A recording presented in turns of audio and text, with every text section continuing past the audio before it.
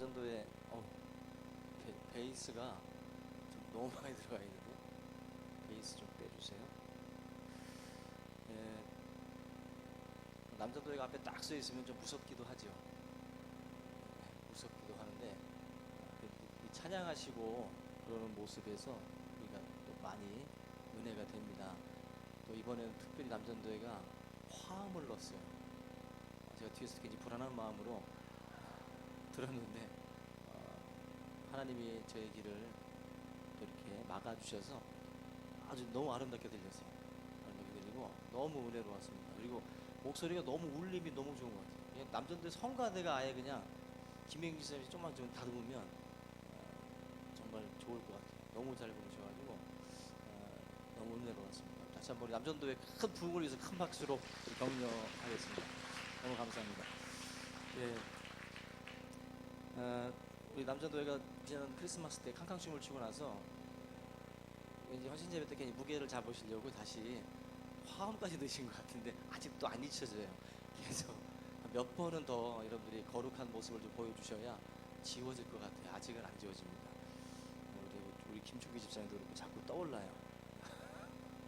떠오릅니다. 예, 오늘 이제 우리 해피데이 오전에 말씀을 드렸는데 오후 시간도 아마 이제 8주 넘게 계속 징그러울 정도로 제가 전도에 대해서 아주 그냥 하고 만다 내가 전도를 이 정도로 아주 제가 계속 전도에 대한 메시지를 전할 텐데 오늘도 여러분 이 논쟁의 어떤 그런 그 관점보다는 선언 행실이라는 그 접근으로 저희들이 전도에 임할 수 있기를 바라는 마음으로 준비했습니다.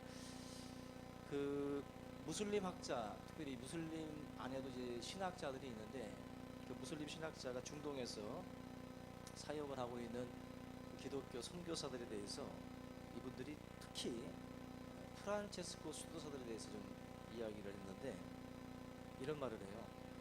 무슬림 신학자가 우리가 참으로 두려워하는 선교사들은 프란체스코 수도사들이다. 그들은 우리를 700년 동안 힘들게 했다. 700년 동안. 우리 무슬림들이 사람들에게 이슬람을 전도할 때는 논리와 또 이런 어떤 논쟁 뭐 이런 것들을 가지고 사실은 접근을 하는데 이 프란체스코 이 수도사들의 경우에는 그게 통하지 않는다는 거예요. 이 프란체스코 수도사들 같은 경우는 자기들과 논쟁을 하지 않는다는 거예요.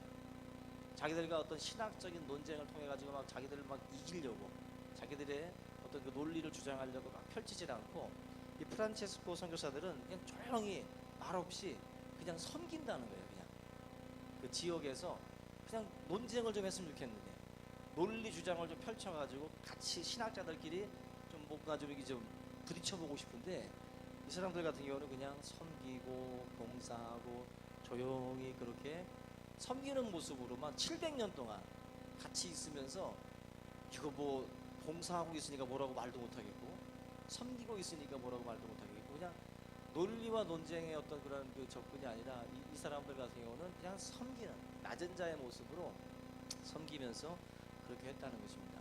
그래서 잠시 후에 보면 이 많은 사람들이 그리스도를 따르는 그러한 모습들을 보게 된다. 그러면서 이 무슬림 신학자가 정말 두려워해야 할 그 선교사들이 바로 이 프란체스코. 다시 말하면 말이 앞서는 사람들이 아니라 몸으로 봉사하고 있는 저 선교사들이 가장 무서운 사람들이다라고 말씀을 했어요. 이 바리새인들 같은 경우도 예수님에게 비슷한 어떤 그런 그 내용을 가지고 이제 접근해요. 논리로 예수님을 이제 맞서려고 합니다. 근데 예수님은 섬기실 분이에요. 섬기실 분. 논리로도 예수님을 이겨낼 수는 없겠지만 예수님은 특별히 뭐 병든 자 치료하고 그죠? 뭐 이게 상처받은 영혼들을 또 위로하는 그러한 그 사역들을 예수님께서 하셨습니다. 예수님을 뭔가 이 논리를 가지고 예수님과 맞서려고 했지만 안 된다는 거예요. 그래서 이들이 생각해내는 것은 이제 메시아로서 부적격하다. 안식일을 범하는 그 상황을 딱 잡아가지고 예수님을 몰아세우는 거죠. 그래서 예수님을 어찌 보면은 두 가지 중에 하나, 예수님을 따르든지 예수님을 제거하든지 둘 중에 하나인데, 이 바리새인들 같은 경우는 예수님을 따르는 것보다는 예수님을 제거해야 된다라고 하는 입장으로 이들이 선회를 해요. 그래서 이 바리새인들 같은 경우는 예수를 아주 죽여버리는 그런 음모들을 이제 꾸미기 시작을 해서 뭐 대제사장이라든지 또 헤롯 뭐 이런 사람들과 결탁을 해가지고 결국 예수님을 십자가에 못 박는 그런 자리까지 가게 되죠. 우리가 이 제목처럼 이 섬기는 것 자체가 얼마나 강력한 것인가 하는 것을 우리가 알아야 되는데, 우리가 입술의 증거도 참 중요하긴 합니다. 여러분들이 내가 믿는 바에 대해서 5분, 10분 이상은 말할 수 있어야 돼요. 누굴 만나든지 내가 알고 있는 복음을 전할 수 있어야 된다고. 제가 얼마 전에 그 폴 워셔 목사님의 동영상을 봤는데, 우리가 지금 전도할 때 보면은 이제 그 사형이라든지 이런 책자들을 가지고 전도를 하는데, 그 폴 워셔 목사님이 이런 그 노천 광장 이런 그 공원이에요. 야간인데 밤 야경에 시민들이 이렇게 드문드문 앉아 있어요.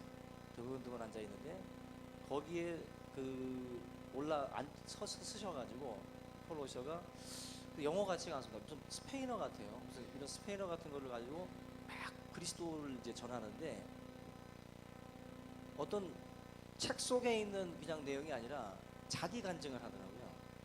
자기 간증을 시작으로 해가지고 뒤에 예수 그리스도가 우리 인생들에게 왜 필요한지 그것을 이제 접근하면서 이제 복음을 외치시는데, 한 15분 정도를 공원이나 이런 광장에 딱 서셔가지고 막 외칩니다. 외치는데 사람들이 수십 명이 앉아가지고 이렇게 듣고 있어요. 교회가 아니라 일반 공원인데 가만히들 앉아가지고 그 메시지를 귀를 기울여요. 여러분들, 저나 여러분들도 분명한 것은 내가 사람들을 만날 때 이 복음에 대해서 5분이든 10분이든 이야기할 수 있냐는 거예요. 소개할 수 있느냐.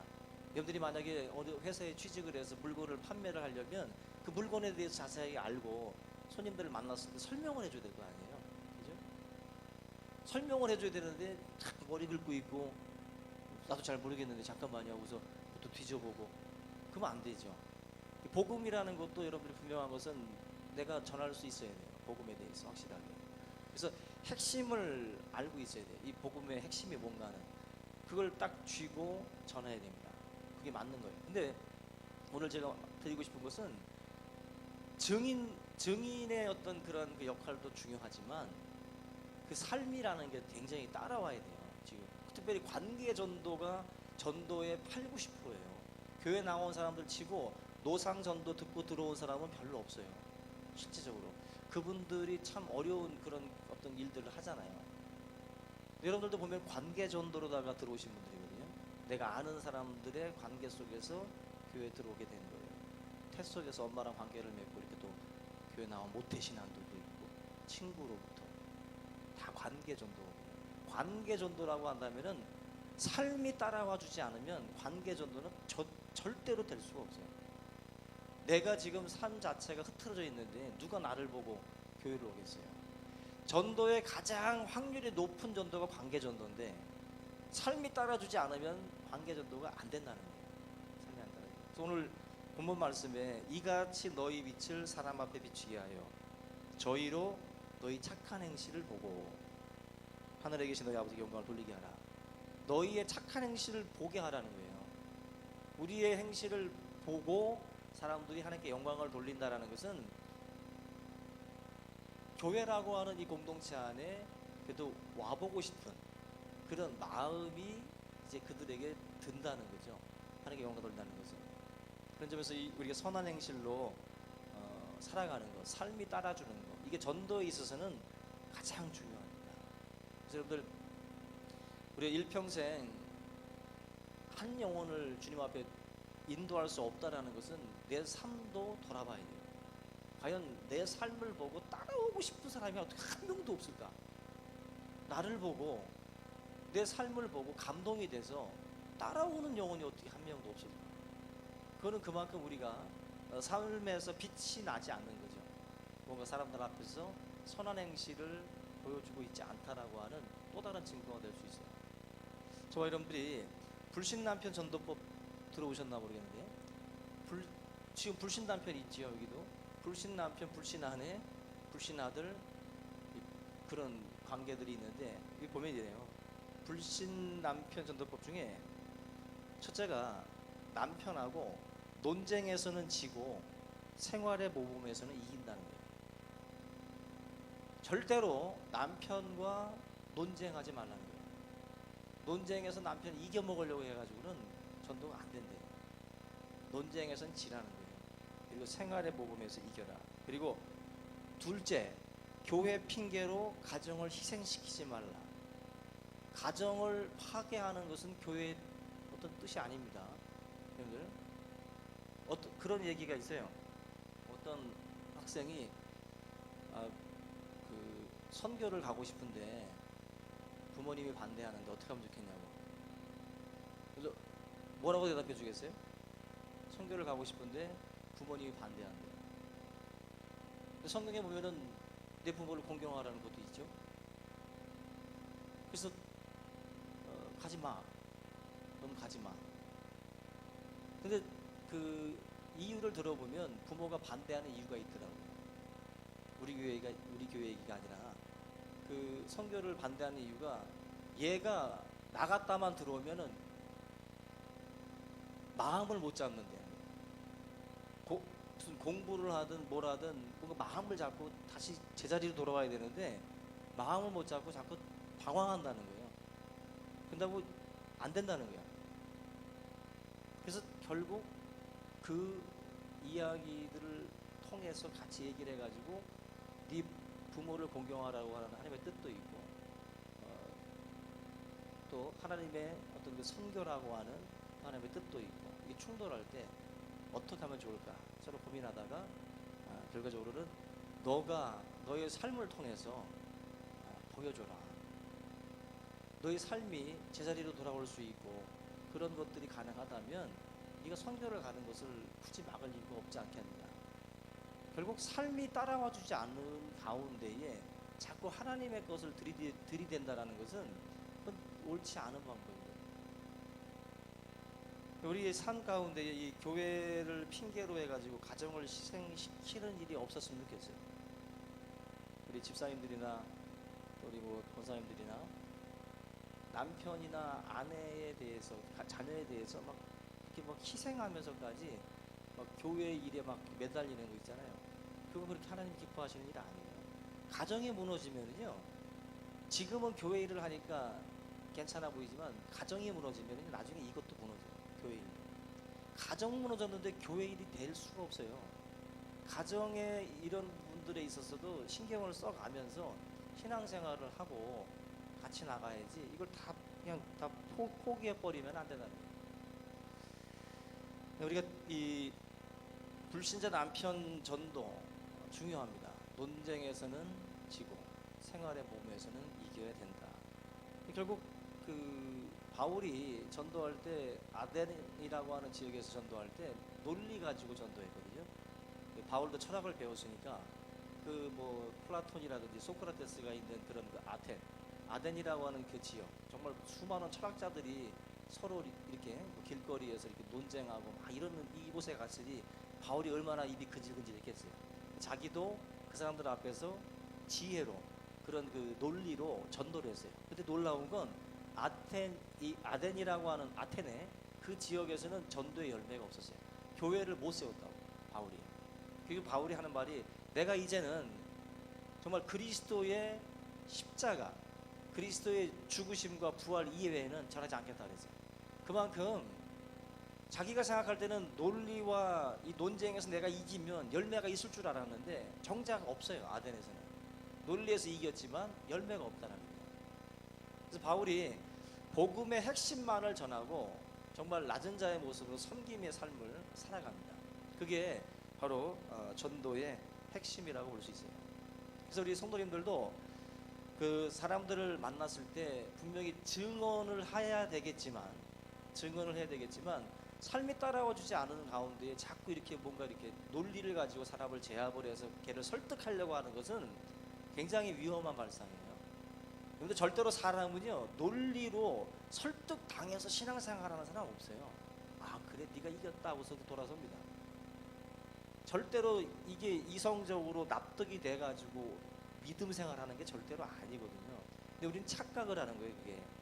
여러분들 하나님 앞에 저와 여러분들이 이런 장황한 어떤 그 설명을 구사하는 것 이것 자체가 전도에 있어서 가장 중요한 것이다 아니에요.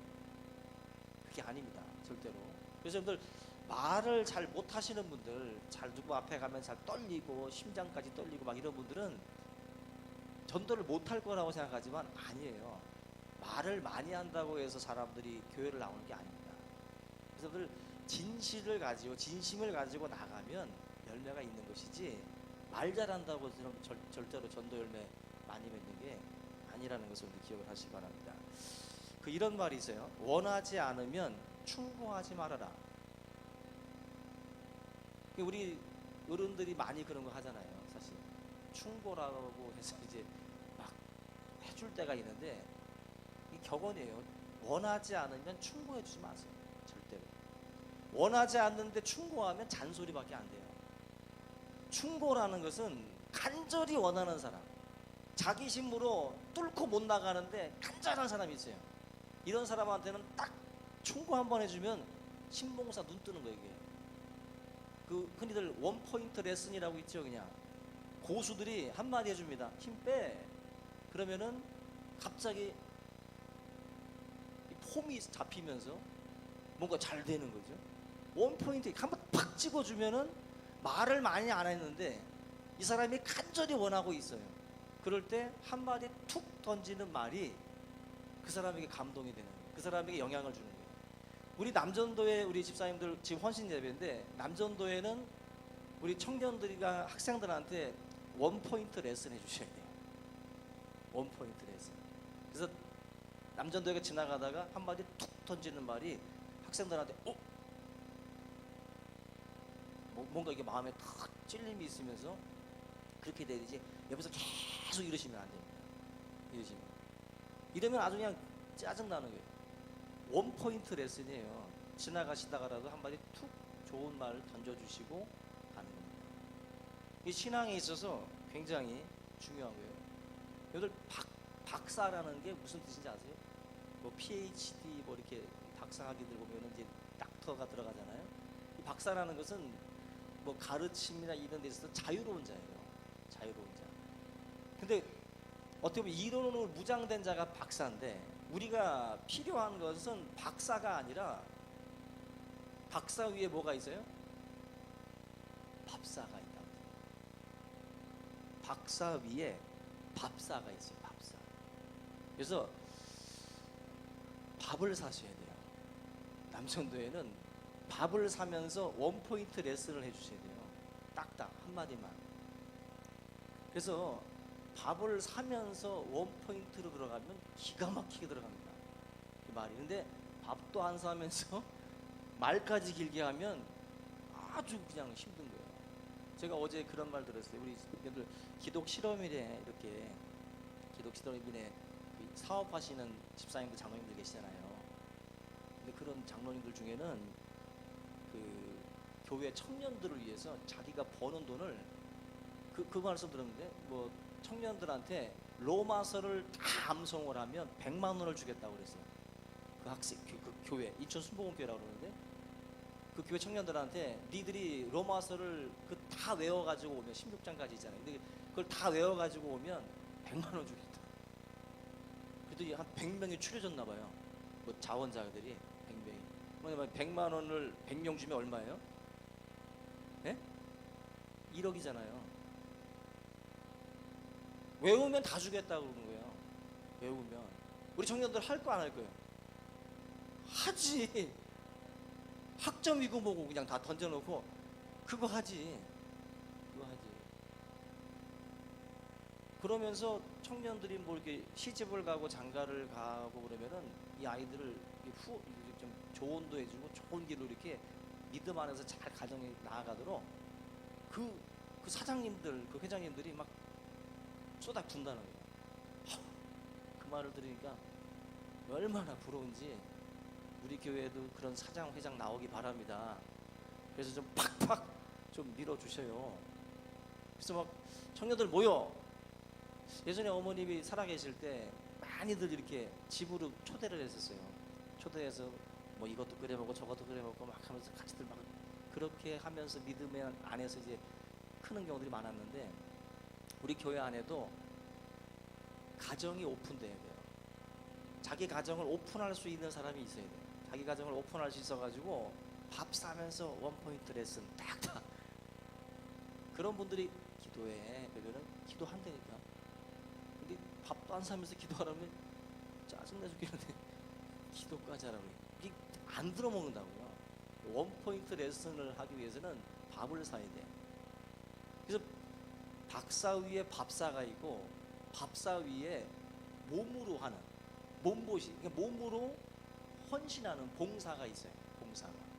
그래서 말하는 사람보다는 밥 사는 사람이 낫고 밥 사는 사람보다는 몸으로 뛰는 봉사하는 사람이 낫대요.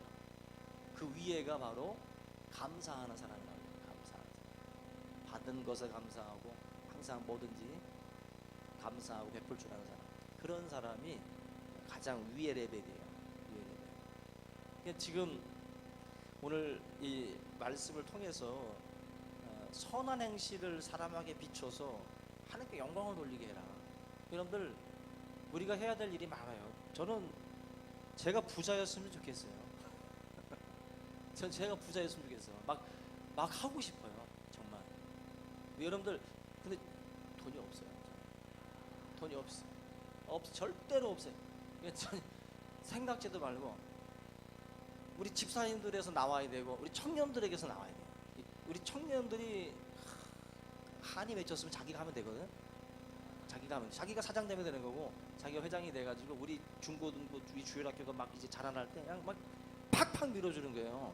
니들이 믿음으로 크기 위해서는 내가 안 아낀다.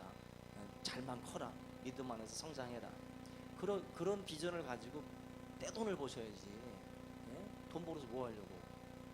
막 할 일이 얼마나 많은데 지금 젊은이들이 교회에서 떠나가고 있어요. 돈으로라도 잡아야지. 그놈들이 돈으로라도 뿌려서라도 잡아야 돼요. 그래서 어느 교회 가니까 777 전략이 있어요. 777 전략. 1년에 7명을 전도한다. 그리고 가운데 실자가 잘 모르겠어요. 7시간 기도하는가 뭐 돼 있어요. 근데 마지막 7이 뭔지 아세요? 한 달에 7만 원 쓰라는 거예요.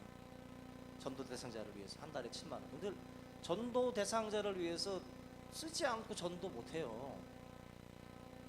우리 아버님 어머님 예전에 전도하실 때 보면은 많이 썼어요. 집집마다 다니면서 막 고기도 사가지고 가고 바카스 사들고 가고 이것저것 사들고 가서 먹이고 입히고 애기 돌봐주고 때 되면 찾아가서 인사하고 그러면서 전도하는 거지. 가만히 앉아가지고 그냥 사형리나 읊은다고 전도가 되는 게 아니에요. 삶으로 내가 진심이 들어가야 되잖아요. 네 물질이 있는 곳에 네 마음이 있다 그랬어요. 내가 가장 아끼는 것들을 당신을 위해서 내가 지금 쏟아붓고 있다라는 것을 보여야 된다는 거예요. 전도라는 거. 그래서 이 전도가 입술로만 해서는 안 돼요. 교회가 좀 더 이제는 실천적으로 나가야 돼요. 그래서 어떤 것을 잘 외워서 전하는 거, 이거는 한계가 있습니다. 그것보다는 삶 속에서 여러분들이 정말 관심을 갖고 사랑으로 실천하고 그렇게 나아간다면 많은 생명들을 살리는 자가 될 줄로 믿습니다. 우리 교회 안에 그런 훌륭한 그런 전도자들, 많은 분들을 품을 수 있는 그런 그릇들이 많이 나올 수 있기를 주님의 이름으로 축원합니다. 잠시 기도합니다. 사랑해 주님 감사를